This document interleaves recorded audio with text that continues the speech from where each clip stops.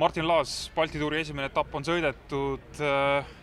pääsesid jooksikute grupiga minema, olid ainsa eestlasena selles 14-liikmelises grupis,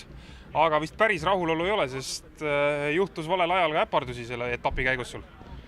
Jah, see esimene vahefiniš õnnestus ilusti, sain seal, ma ei tea, kas täpselt esimese või teise koha punktid, et seal oli päris napilt, jah. Ja siis enne teist mõtlesin ka, et lähen siis seda särki proovima, aga 1,5 kilomeetrit enne teist vahefinišit läks esikumburuks ja sinna mul see läks. Et viimasest vahefinišist ma sain ka teise koha punnid, et võib-olla seal teise koha peal äkki olen või särki muidu, et ma sain, jah. Aga lõpufiniš läks, no teil oli niimoodi, et 14 meest eest ära ja nendest 3 olid siis koltsimehed ja ülejäänud kõik ühekaupa, et oli tunda ka, et ukrainlased ikkagi mängivad nii-öelda lõpuks selle võidu välja? Ei, see oli teada, et nad hakkavad siin 3 tükket siin selge ülekaal, et nad hakkavad siin lõpuringidel paugutama ja ma üritasin säästa ennast nii palju kui võimalik seal ja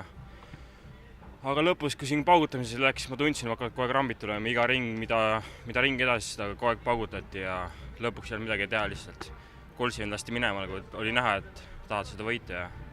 keegi nagu neile vastu ei saanud ja pärast, kui see, ma ei mäletagi täpselt, kes need 2 tükki olid, et kui need minema läksid, siis ma lihtsalt ei saa suht krampida taas, et tegelikult nagu jõud oli siuke, väsinud olin küll, aga lõpus purjadega täpselt samamoodi, et viimased 50 meetrit jälle krambis, et nagu ei olnud mingit finišit põhimõtteliselt, aga tuli see nii-öelda selle meie pundi finiši võit ära, et 4. koht vist, ma arvan. Etapp oli ausalt öelda päris raske ka, selles mõttes kurnav, et tuul oli täna päris korralik ja enamus aja vist külje pealt. Tuul oli jah, päris kõva ja suht alla küljeks isegi, et ma vaatasin seal 2,5 tunni peale, oli 50 keskmine, et seal vahepeal sõideti 45-ga, siis tundus siuke suht okei, aga nii kui 50 oli, siis tundsid, et ikka on päris hapu asi, et seda. Et Prantsusmaa vaata nii kiiret sõite mul pole, et seal on kõik siuksed 40-45-sed, et kui 50 kanti, siis oli natuke tegemist, et ma üritasin seal säästa nii palju kui sain ja andsin endast parima.